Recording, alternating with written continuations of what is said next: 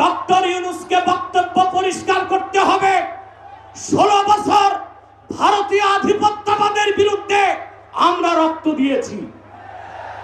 সর্বপ্রথম সকল প্রকার শিরক কুফর রামবাম নাস্তিক আর ভারতীয় আধিপত্যবাদ ও ফ্যাসিবাদের বিরুদ্ধে রক্ত উৎসর্গ করেছে শাপলা চত্বরে হেফাজতের আলেম ওলামা কর্মীরা। সেই আন্দোলনের আগ্নেয়গিরিতে 5ই আগস্ট ছাত্র জনতা আগুন ধরিয়েছে শুধু। অতএব আলেম ওলামাকে বাদ দিয়ে কোনো সিদ্ধান্ত মেনে নেওয়া হবে না। ডক্টর ইউনূস সাহেব পরিষ্কার করুন, মানবিক করিডোরের নামে বাংলাদেশকে ইন্দো প্যাসিফিক অঞ্চলে যুদ্ধের দিকে ঠেলে দিবেন না। আগ্রাসী শক্তিকে বলে দিচ্ছি, আমার দেশের সবুজ লাল পতাকার দিকে যে চোখ তুলবে তার চোখ উপড়ে দেওয়া হবে। আমার বাংলার কোনো 1 ইঞ্চি মাটিতে